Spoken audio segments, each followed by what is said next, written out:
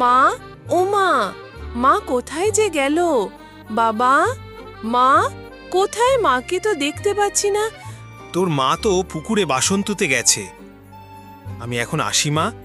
রোদ চড়ে গেলে মাঠে কাজ করতে যে বড্ড কষ্ট হবে। আচ্ছা যাও, মা এলে আমি মাকে বলবো তুমি কাজে চলে গেছো।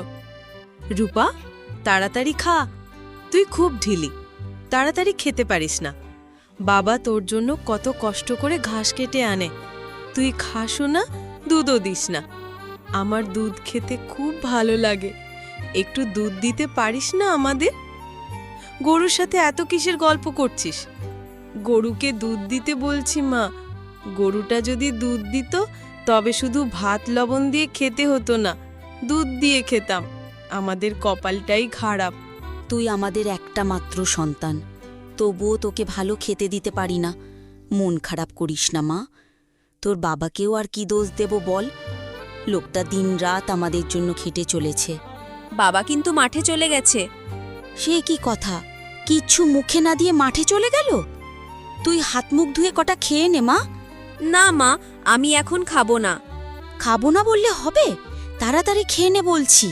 আচ্ছা ঠিক আছে মা, আমি খাচ্ছি। গিন্নি, এই বছরে বৃষ্টি হচ্ছে না, মাঠ ফেটে চৌচির, ফসল শুকিয়ে গেছে। আর আমার মতো অনেক কৃষক ঠিক করে কিভাবে খাবে সেই চিন্তায় দিন যায়। এইভাবে আর কতদিন চলবে? জমিদারের কাছে গিয়ে একটু সাহায্য চাই না? কৃষক প্রথমে রাজি না হলেও শেষে সাহস করে জমিদার বাড়ির পথে রওনা দিল। মালিক, এই খরায় আমাদের ঘরে খাওয়ার মতো কিছু নেই, একটু চাল পেলে বাঁচি। তোর মতো গরিবের জন্য আমার ভান্ডার খালি করব? বের হয়ে যা। যদি সাহায্য না করেন আমরা তো বাঁচতে পারবো না। দয়া করেন মালিক, দয়া করেন। যা এখান থেকে। কৃষক চুপচাপ মাথা নিচু করে ফিরে এলো। পথে অনেকেই দেখল তার চোখের কোণ ভেজা।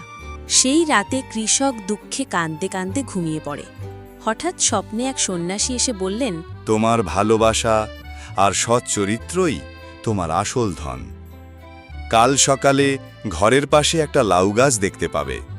তোমার আর কোনো দুঃখ থাকবে না। তোর বাবাকে একটু ডাক দে তো, সকাল সকাল উঠে পড়ুক, আজ বাজারে যেতে চেয়েছিল। এত বড় লাউ! মা দেখো কত বড় লাউ! উমা, এখানে লাউ গাছ, আর এগুলো কোথা থেকে এলো? টুম্পা, চা তোর বাবাকে ডেকে আন। আজ যেন কিছুতেই ঘুমাতে পারলাম না। গিন্নি, আমি এখনই বেরোবো বাড়ি থেকে। বাড়ি থেকে পরে বেরোবে, আগে দেখো ওখানে কি লাউ গাছ। ওখানে লাউ গাছ কিভাবে এলো? ও, তোমাকে একটা কথা বলতে ভুলে গেছিলাম। আজ রাতে এক সন্ন্যাসী স্বপ্ন এসে বলল তুমি একটি তোমার বাড়ির পাশে লাউ গাছ দেখতে। সেই সন্ন্যাসী বলেছিল বলে এমন হলো নাকি? ধুর, কি যে বলো না! রাতারাতি কি লাউ গাছটির এত বড় হবে? এত সুন্দর করে বাঁধ দেওয়া! জানি না কি হচ্ছে আমাদের সাথে। মা, মা, লাউটি কেটে রান্না করো, আমার যে খুব খিদে পেয়েছে। চল তো গিয়ে দেখি বানতলায়। টুম্পা, রান্নাঘর থেকে কাঁচিটা নিয়ে আয়, লাউটি কেটে রান্না করব, আজ মজা করে খাবো। কেটো না আমায়।